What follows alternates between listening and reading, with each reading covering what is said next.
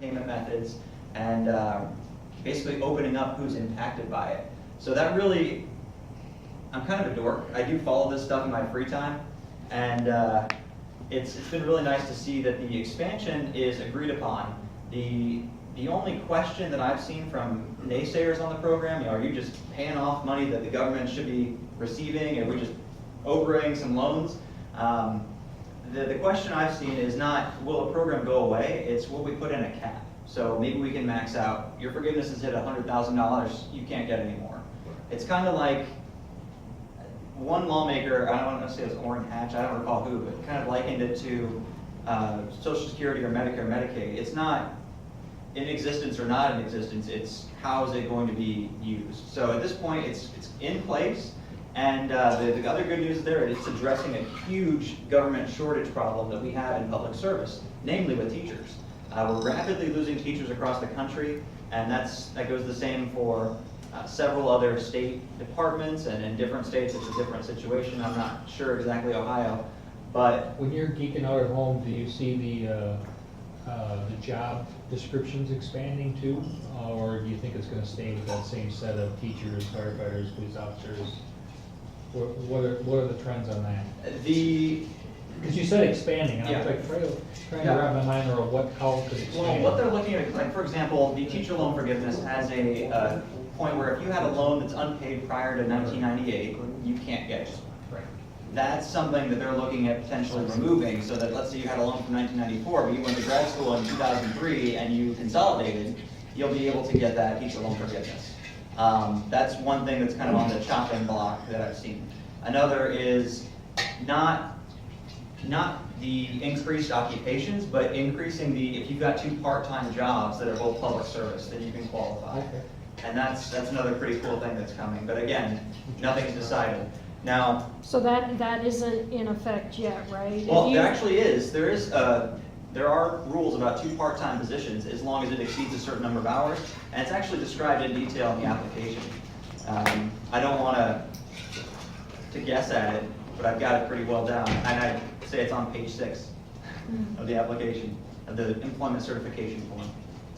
The other thing to answer your question is, John's going to share with you later how Horace Mann is not taking a step where we're going to be able to continue this no matter what happens. Okay. That too.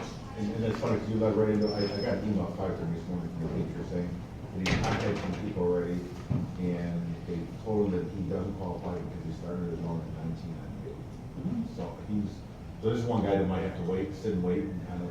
Well, that's for the teacher loan forgiveness. Now, if we had teacher loan forgiveness is a small deal. Let's say the teacher loan forgiveness is this chair. Public service loan forgiveness is the ceiling. Like, teacher loan forgiveness is a nice piece, and it'll save a lot of people a few $1,000s. But if you can save them the entirety of their loan, forget the teacher loan forgiveness. CS one right here. Okay. Yeah, and we'll get into detail on that here in a few minutes. This next slide is the result of us wanting to put in an agent plug. Basically say, I'm an agent, I'm an expert, come talk to me. It got watered down and dumbed down and just anti-salesy. So here it is. This is a great opportunity for you to both say, speak to somebody, I don't care who it is, whether it's me or somebody else, please talk to somebody, and then share what Keith said. There are companies out there charging $1,000. I found one in Minnesota a couple weeks ago now. They charged this woman $2,000 up front over 3 months. So it was like $700, $700, and $600, and then $50 a month for the remainder of her life of her loan. $2,000. How is that saving her any money? Her payment went down by almost $400. So she thought this is a great deal. After how many months, I'm going to make this up, and I've got to pay this the rest of my life. So if my payment goes down $380, I think it was, $378, then after a handful of months, it'll pay itself off. And that's what they do. And that's kind of robbery to me. Yeah, it is business. They are providing a service. Keith asked me to share yesterday, and I'll do this again today. In Pennsylvania last November, I had a woman, same story. She comes up and she's like, I paid $1,000 to this company. We went through teacher loan forgiveness, income-based repayment, and she filed for public service. Charged her $1,000 and $50 a month. She came up to me afterwards and she's like, did I do the right thing? I thought I had this taken care of. And I said, yeah, you did all the right paperwork. That's what we would have done for free. And she's really? Like, what is this $50 a month charge for? And she didn't know. So I said, you've got a second, we just finished the workshop, let's get her on the phone, let's call this company out of California. We call them up, get a rep after a few minutes, and say, what is Sharon paying $50 a month for? And their answer was staggering. It was, she's paying so that we can update her on monthly trends in the industry. They send her an email once a month on student loan, whatever, interest rates, I don't know. But because of that, they can claim that they can charge her a monthly fee moving forward in perpetuity, basically, until our loan's extinguished. There's a Cincinnati company doing that, and I just helped a client break up with them. They charged her $800 up front, and then annually $150 a year to do her renewal paperwork for the income base, which is 20 minutes online, maybe. Sure, Maybe. I like that term, break up. Well, and I asked her, I was like, well, what are you paying this annual fee for? Because you already got it set up. She was like, I don't know. And I was like, well, here's what I think. I looked, she was very organized, had all her paperwork in a binder, actually. And I was like, okay, they're doing this on your renewal. And she had just gone through one renewal.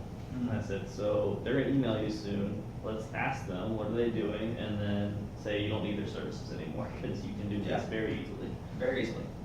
Quite frankly, it's a good service, and I can see how it's successful, because again, these teachers, if they don't have an option B, they're gonna say, I'm gonna save money after a few months of investing in this. I'm gonna do it. I'm gonna pay my loan for the rest of my life anyway, might as well try and save some money on it. That's where there's a huge, gigantic opportunity for us as a company to bring this conversation to our market and say, this is free information, happy to talk with you about it, and want to help you free up your dollars so that we can put them somewhere else. So you can buy that house, have that baby, whatever that might be, and prepare for that retirement. So, great slide here. Seems basic, seems really dumb. Does somebody want to guess which of these 4 spots student loan forgiveness addresses?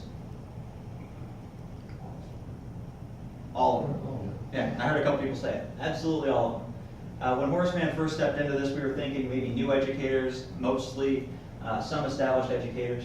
Really, it is all of them. The average age of people I've helped, I've sat down with just under 500 folks. It's about 40. It's about 38, 40 years old, and that's very common. I mean, again, some of these people will come into the workshop and they'll feel a little squeamish.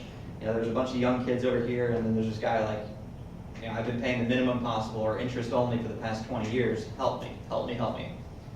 So, how are we doing on time here, Keith? Just go, Can you finish this, bro? yeah, what do you got, about 2 more minutes? Yeah. Yeah. Yep. So, another great slide. Was it Chuck? Did you ask me about calling the servicer? I did. Okay, yeah, Richard, it's terrible. This slide gets a lot of laughs, and I like to open it up to the crowd and say, who's called their loan servicer? How did it go? Call on somebody.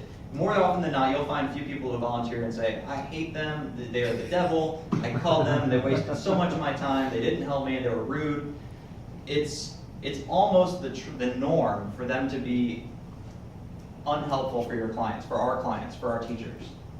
And when you call these servicers, Navient, I was told, Navient, it sounds like Target. Yeah. It's such a prestigious place, Navient. So Navient and Nelnet, Great Lakes, Moquila, some of them will have a few good reps here or there, and when you call them and you get that good person, you'll be thrilled, and you'll probably try and ask for their ID to call them again next time. They won't give you that. But the majority of these reps are very much entry-level employees, and it shows. They know their script, they know how to elicit more payments from your clients, and their job is really to keep people paying.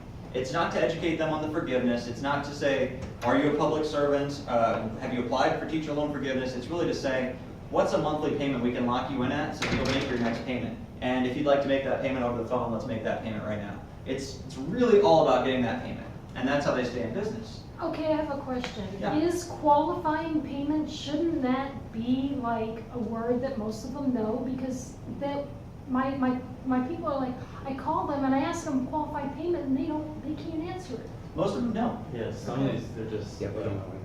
college kids, part-time job, Yeah. answering phones. And that's a vast majority of them. And again, they don't know what's in the best interest of your client. They really don't.